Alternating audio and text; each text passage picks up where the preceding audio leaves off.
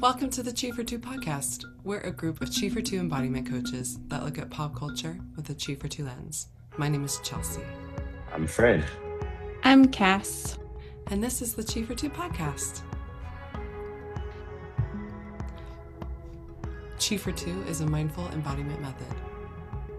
We borrow the term chi from East Asian cultures to indicate the energy in and around our bodies.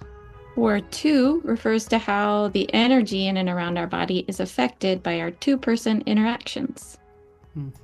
Today we're doing a little something different. Today we're talking about the head brain and the belly brain and how maybe sometimes we've had too much of some head brain things. And so we're going to kind of dive into that topic, talk about our own experiences, and maybe even do some practices today. So thank you for tuning in. Yes, indeed. We also have a story that relates with this topic. So it's called The Doll in Her Pocket, Vasalisa the Wise, which we read in Women Who Run at the Wolves. The Chi for Two developer is a huge mythic fan, so she loves this book. And so we hear about it in therapy all the time. And this is a fun little story. Would you like to tell us and the audience, Cass, why you think this story relates to the brain stimulation and body and all that? Clarissa Pinkola Estes is a Jungian analyst and psychotherapist who's worked a lot with trauma over the years. So she wrote this book. It says women, but it's not a book just for women. It's a book for all bodies, as we are all able to embody the fighting rhythms and the indulging rhythms. So just to let you know. So Vasalisa, this version of the story talks about Vasalisa having a dad and a mom. The mom passes away, and on her deathbed, she gives Vasilisa a doll and says, you can put it in your pocket, like your apron pocket at your belly, and listen to it and feed it, and it'll help you know the way if you get lost. And so when we feel lost, a lot of times it's because we're trying to use our head brain so much and we can't figure everything out. At the mother's gift here from the older generation to the younger is an ability to listen to her intuition, her gut, her belly brain. So feed it, what it needs, and then it will be able to help you find the path. So it's not just about the head brain knowing, it's a connection between the head brain and the belly brain. Much like Cinderella, after a while, the husband remarries, and there's a stepmother and two stepdaughters. And after the marriage, they show their true selves. I think in the story, she describes them as being like rats, which makes me think of having really big teeth and claws, and also and just being mean and forcing Vasilisa to do all the things around the house that they don't want to do. And she has a way about her that of grace that irritates them. So they bring all of their biting and snapping to her. They decide that they're really annoyed with her and they let the fire go out in their home. And in this story, they can't just make another fire. They need a coal from the Baba Yaga. Who's the Baba Yaga? The Baba Yaga is the like the old hag archetype, a witch. She lives in the dark, dark forest, and she has a house on chicken legs, and she flies around in a mortar and pestle and has a broom that she uses. Chelsea, we're just saying you really like the description of her nose and her chin. And how they Yes, kind the of way are her really nose curves down, her chin curves up, and they meet in the middle. yeah, she's pointy and She's pointy and she's has pointy. lots of warts because she deals with frog potions. So she lives in the forest like the unconscious, and where we do the deep work in our psyche and face the shadow, all of those things. Um, and so the stepmother and stepdaughters tell Vasilisa that she's got to go in the forest and get this coal from the Baba Yaga. They're not going to do it. And they're like, well, maybe she won't come back. That would be great. So they Vasilisa says, okay. Along the way, she listens to her doll in her pocket, in her apron, her belly. When she doesn't know the way to go, the doll in the pocket maybe hops up and down to say go left or right, and this helps her find her way to the Baba Yaga. When she gets there, the Baba Yaga is sort of testing her and asking her, "Why should I give you a coal for the fire you let yours go out?" And Vasilisa says, "Because I asked." I think she listens to the doll in her apron before she answers a lot of the Baba Yaga's questions in this, but I do like that because I asked. And my cat, Mr. Peepers, is saying hello. He has a tendency to put his paws on my face, which is funny. I haven't had a lot of cats that like to do that.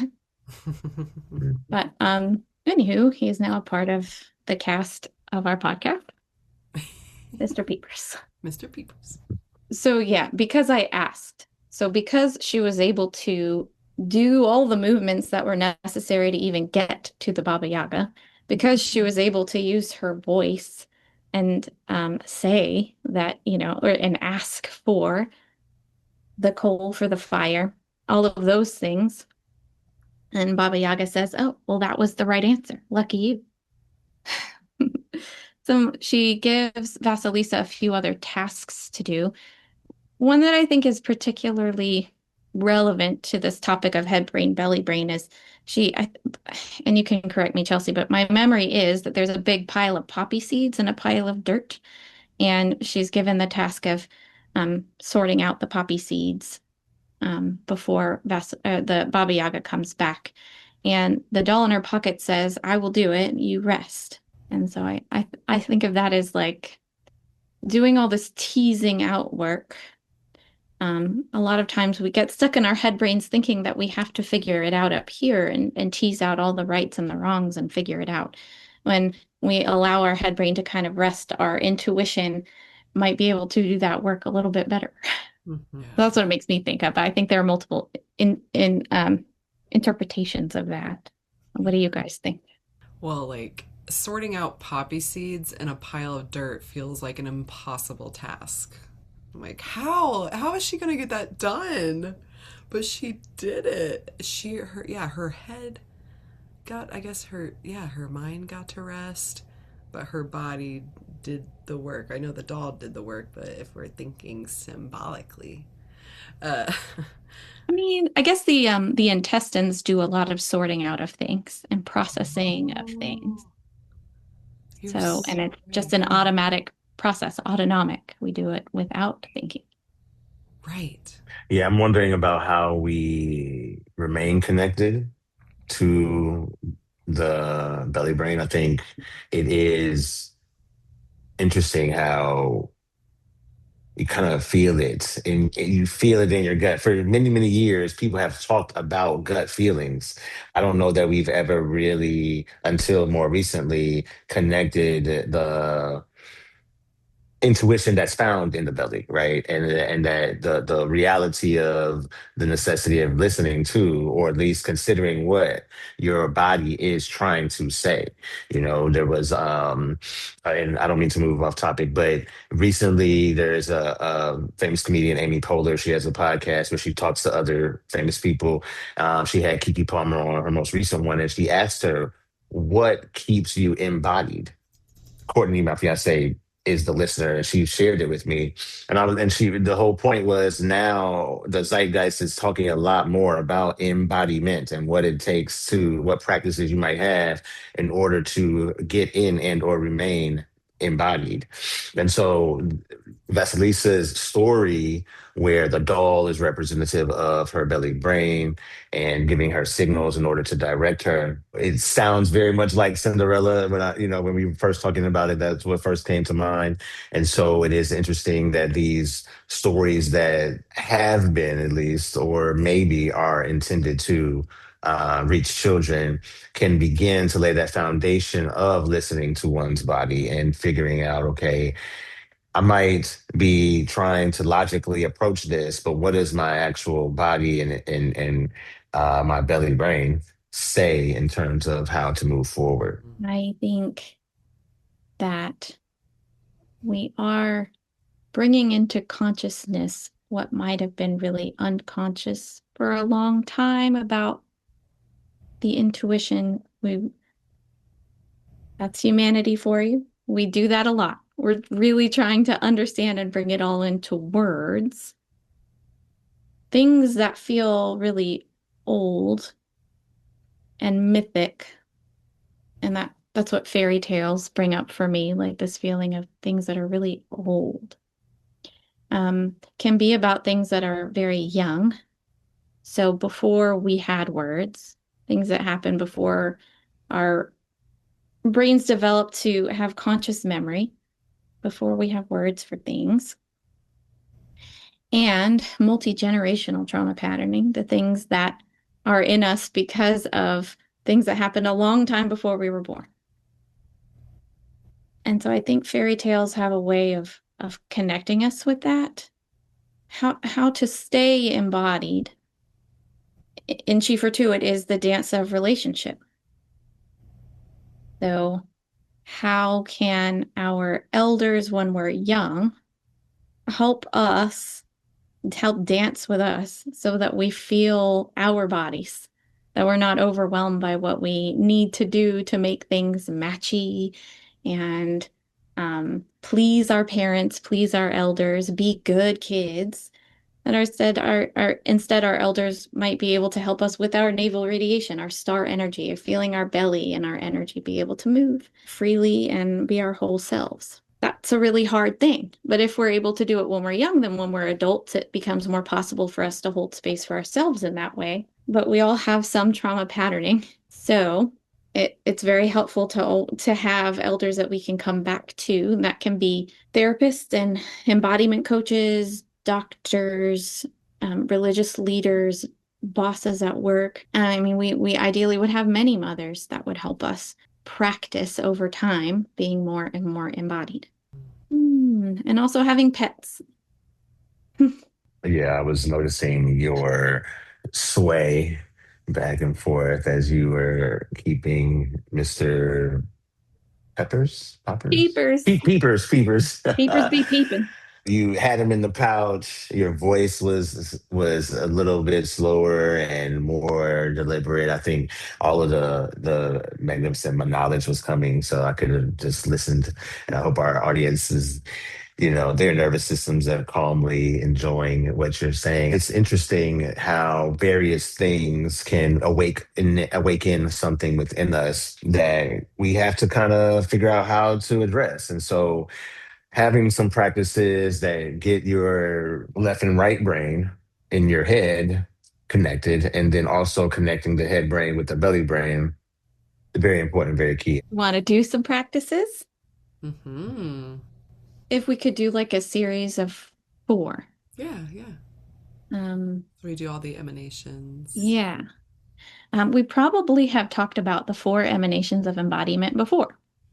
But in Chief 2, we have 40 partner practices that are all based on early developmental movements, the things that we do to learn how to move in the world. And when we're babies, we come out not really knowing how to say, oh, these are my arms and I can do them. You kind of don't even know they're there and that they're you and how to focus the movement.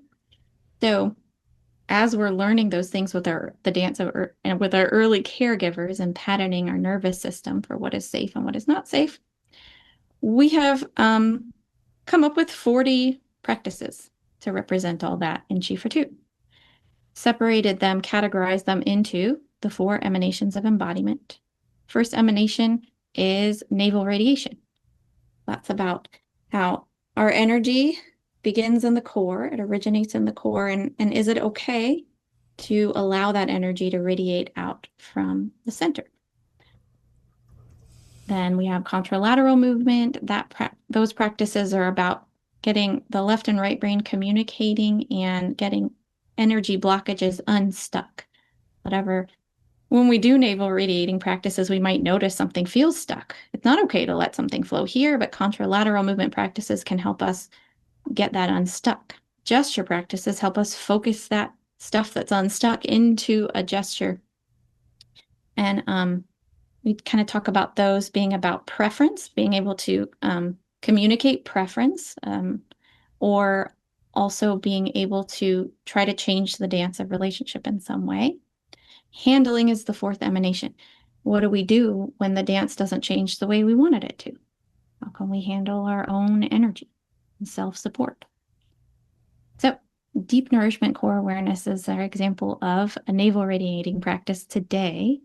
So, you might bring a hand, or you might not, to your navel and notice whatever you notice.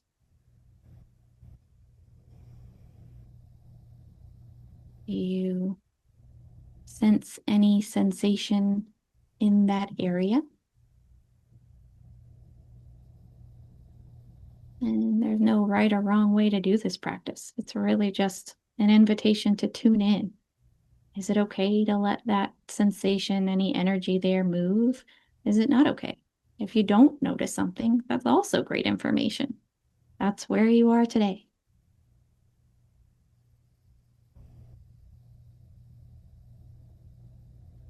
Mhm.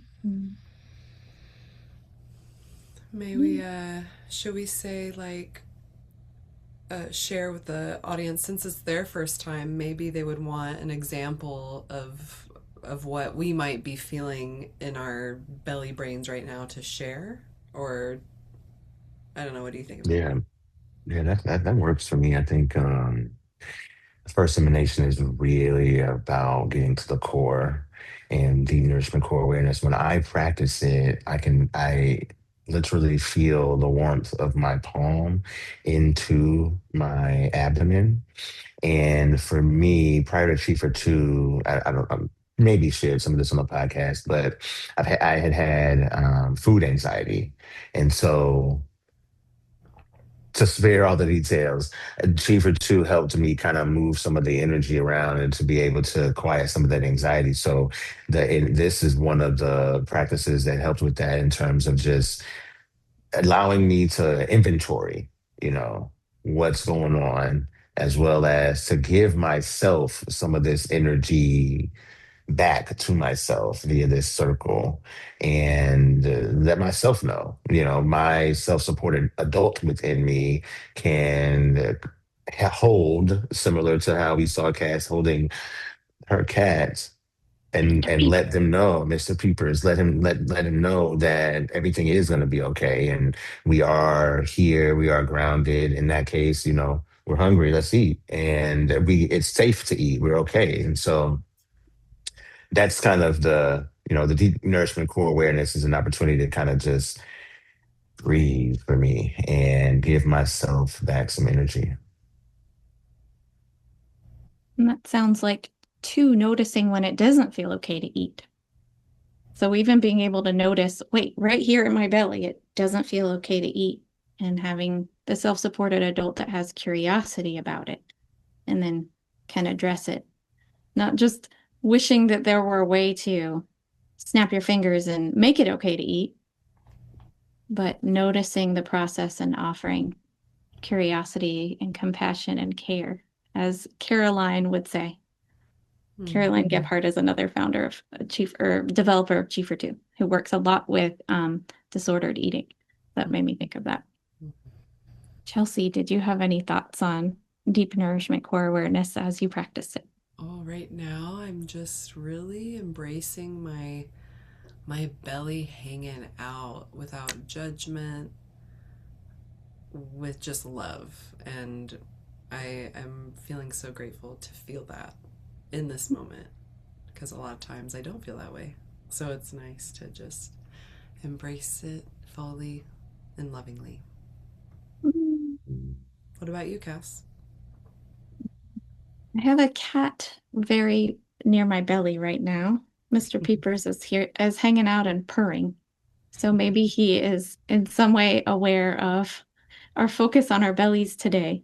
I think they do that a lot. So cat and maybe pets are often inviting us to tune into our bellies a little bit more. Yeah. Oh. I was also feeling that like I want my belly to stick out as much as possible right now. Yeah. I want it to be big because I'm aware of sometimes where I feel like I need to suck my stomach in. Right. I don't want to do that right now. So I think that's fun synchronicity there. Yeah. Also, I feel like I'm holding my stomach like I'm cradling a baby. Like I'm Oh, just my arms around it. I'm kind of like shaking it a little bit. Yeah, it's really nice. yeah, it sounds like feeding the doll. Yeah, feeding the doll. Exactly, yeah. Should we move into contralateral movement? Yeah. Absolutely. Absolutely. So the contralateral movement practice I'd like to offer at this time is going to be called alternating shoulder rolls or alternate shoulder rolls. And so, audience, if you can hear me or if you can see me, I'll guide you through it this way. I would invite you to attempt to connect one shoulder with that same corresponding ear, and then I invite you to put that shoulder back down and try it on the other side. Alternating shoulder rolls is as it's described. You're looking to connect your shoulder to that corresponding ear. You can go as fast or as slow as possible. Contralateral movement, a part of the contralateral movement emanation, alternating shoulder rolls, is a opportunity to connect left brain and right brain, connect our logic with our creative.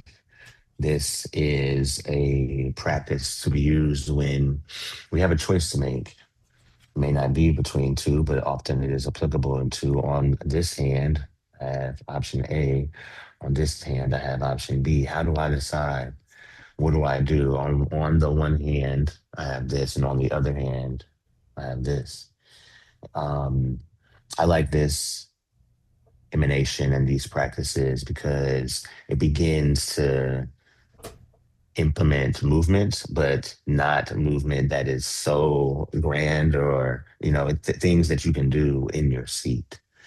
The second practice I like a lot within contralateral movement is sway, and they both work the same. You're really just looking to slowly and surely connect what's going on both sides of your head. You know, First emanation, it's all about the belly brain. Most of Achiever 2 is about connecting the belly brain with the head brain, but in the second emanation, contralateral movement, you are beginning to attempt to connect the two. And so I'm curious, what it's like to experience me offering that to the audience, Chelsea. Hmm. You have such a calming voice. It's very invitational. I'm feeling like, wow, yeah, I can do this. Yeah, I can do some shoulder rolls and yeah, it's good. It's good Okay. stuff for All me right right. now. All right. Yeah, and it might not be for the listener, but that's why True. we have the next emanations. But how is it for Indeed. you, Cass? I'm noticing the difference in the two practices that when I'm doing the alternate shoulder rolls today, I'm feeling really, I'm excited. Considering one option and the other, I like this one hand and the other hand because that can help us feel like two things can be true at the same time, that it isn't Mhm. always just a one or the other, that both things can be true. And when deciding by doing this, trying to make a decision, sometimes another option, a third, a fourth, a fifth option can become apparent. So it helps work the energy through. Um, and it seems to engage my arms and make my arms want to do something. When Hmm. I'm doing Mhm. sway, I feel more awareness lower down with my belly and my hips Mhm. and feeling like this movement could really be useful for me taking steps, moving one foot in front of the other. Hmm. Hmm. Very nice. That's good. I appreciate that. And they are certainly distinct practices. Contralateral in general is that connection of, all of the brains at once. And so audience, feel free to give us some feedback, or feel free to let us know what it was like for you, Hmm. if you were able to follow along with us. Yeah. But yeah, contralateral movement is definitely very helpful for me. And like you said, it's all about that movement. So we can go into the third elimination. You ready? Sure. Sure. Third emanation being gesture. From here, if you're you might be standing up listening to this, but if you have a chance to sit down, you're welcome to. I'll give you two different ways to use push. It's literally what it sounds like. It's push. So if you're sitting in a chair, you might bring your back to the chair and push your back into the chair. You might bring your feet flat on the ground and push your feet into the ground. And as you do that, you might notice you're starting to feel your core. Your core is starting to engage. And so just taking a moment there to feel that push. You can even take your hands if you're sitting in front of a desk or a table, pushing into the desk.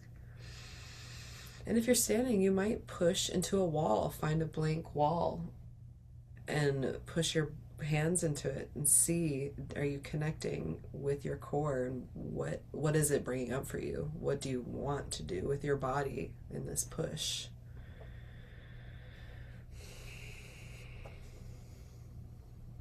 You might feel a squirm. You kind of want to squirm around and push at the same time. You might even bring another gesture into this practice of saying no. You might say, no, I don't want to do this, or it might just invite you to turn your head left to right. You might bring a sound into that. No.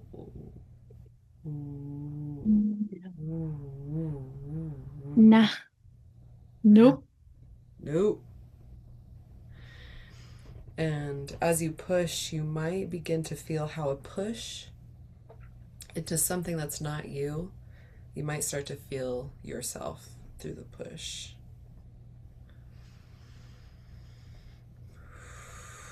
For me, it helped bring a breath in. The desire to breathe deeper has come into my body. So I might even lift my arms up, holding my head, my neck, and bringing your arms up helps make more space in your lungs, so it might feel easier to breathe deeper in that way.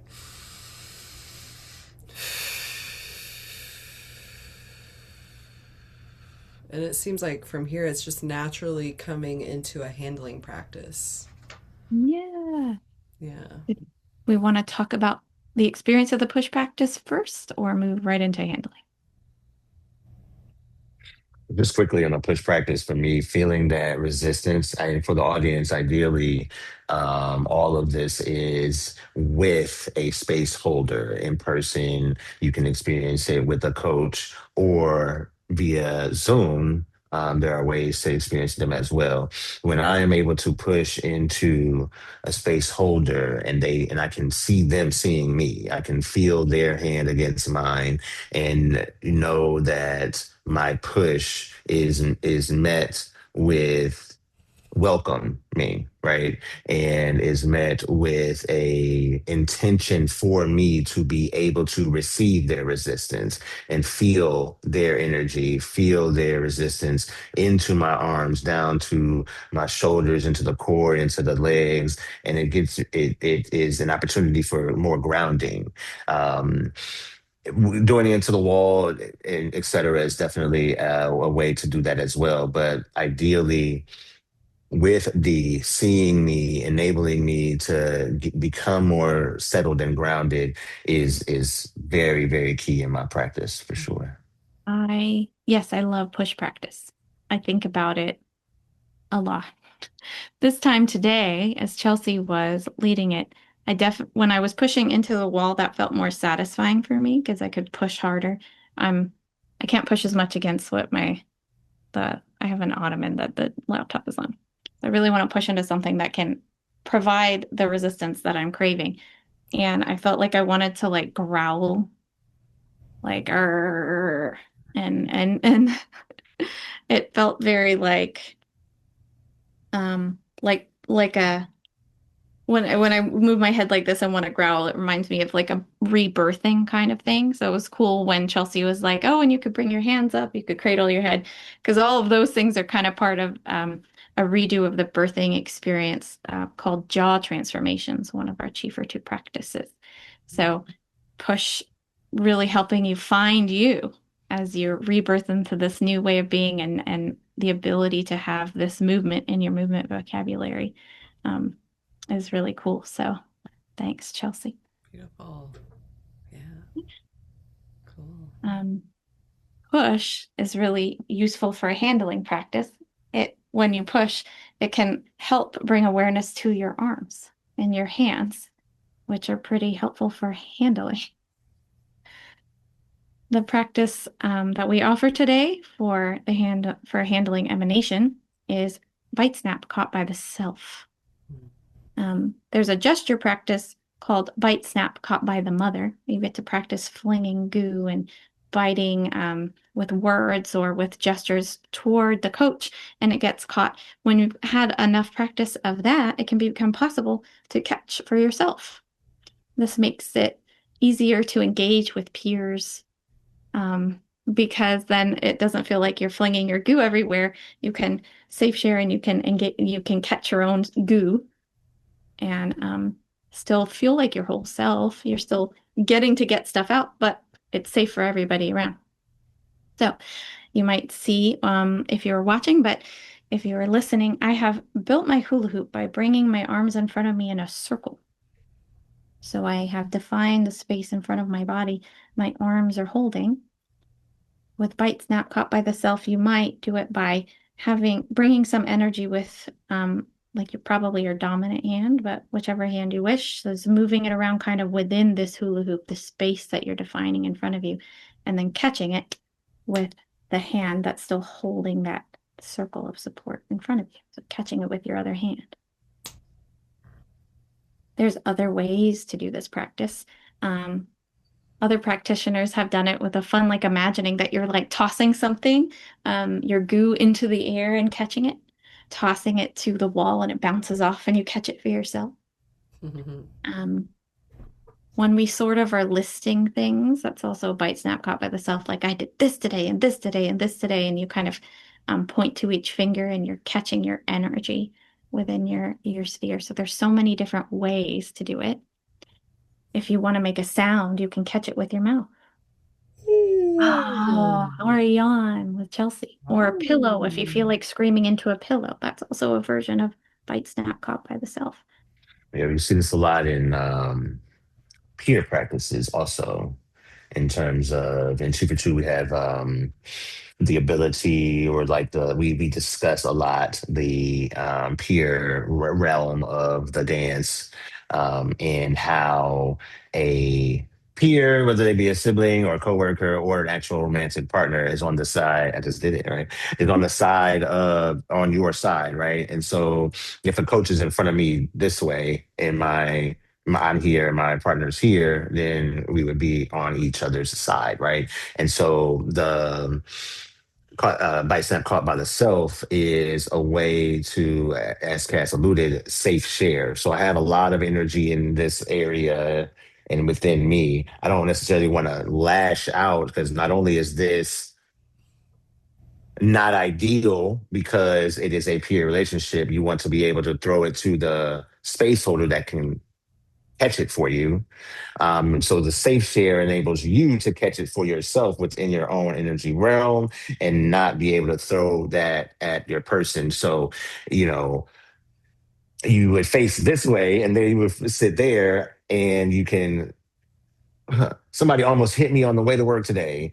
Then when I got there, my boss gave me three more tasks that were not a part of my purview. So, Doug was supposed to do them and he dropped the ball, and these are things that, frankly, if we did not do what was necessary to kind of process them, we'll bring them home, and the energy we will meet our spouses with, or our children with, and they have nothing to do with it. It's no fault of their own, but if we're not processing, or if we're not very clearly handling it for ourselves, and being say, hey, look, I'm going through this, but I'm going through it over here. I appreciate your support from over there.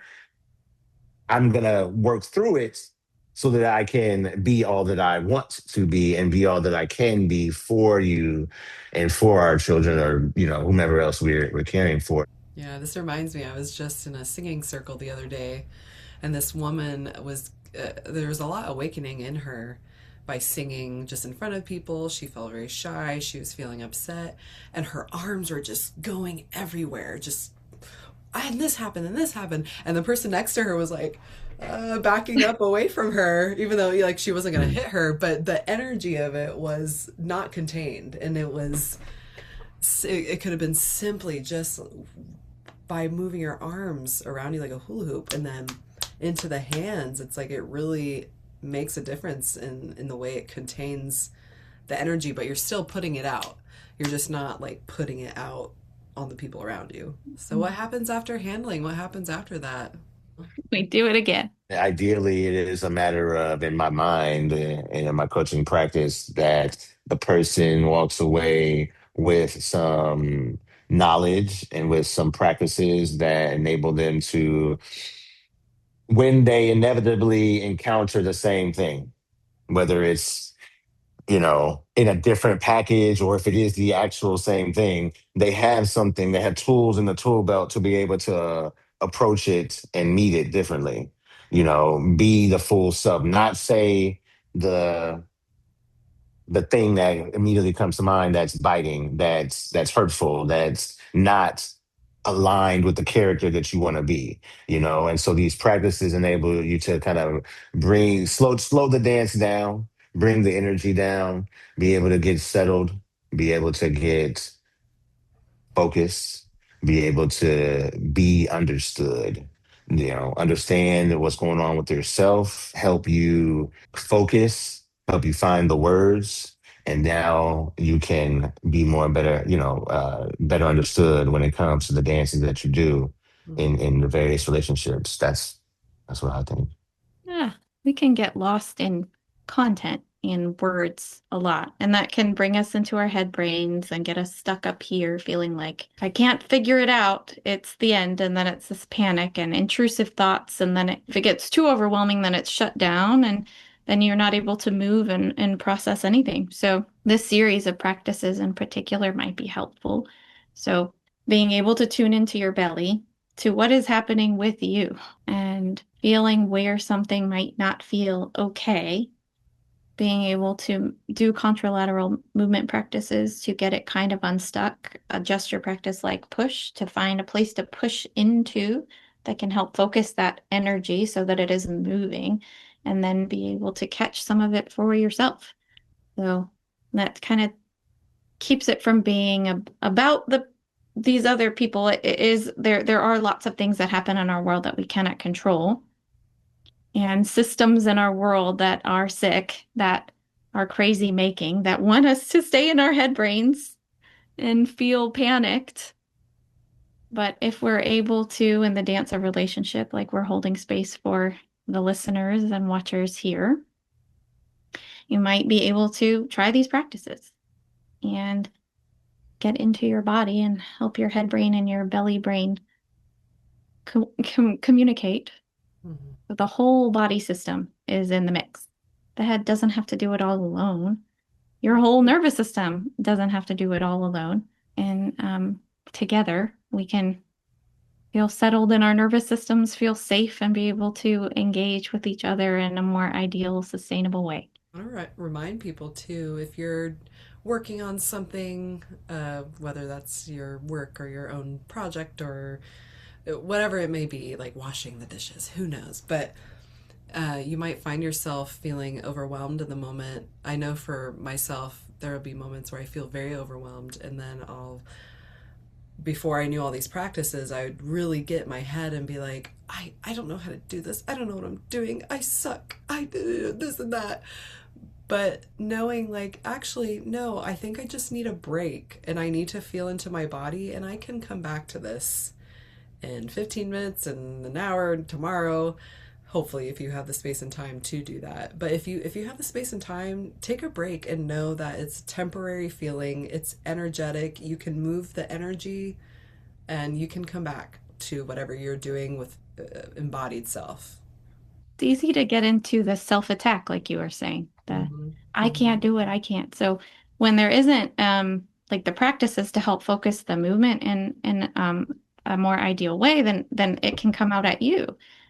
Right. As if you're able to do the practices to push and then catch for the self, like we demonstrated today. And there are many others, but if those claws can have a place to go that isn't just attack at the self, which is not useful and Everybody deserves all the love and care and curiosity rather than the self-attack. And it's easy to get into those patterns. It's multi-generational. It's Mhm. part of how a lot of us were taught how to be good. Um, and that's just not the way. It's there is another way. Mhm. Yes, listeners, if I just want you guys to know that we want the best for you, and that means an embodied self. And hopefully, these practices help. Indeed. I second that. Thank you for listening, everybody. Come back to see us. Yes, thank you so much. If you have any questions, if you want to share how your practice went with us today, you can email us at chifor2podcast@gmail.com. Each of us are available for one-on-one coaching, couples coaching, so feel free to email us there. I'm Chelsea. I'm Fred. I'm Cass. Catch you next time.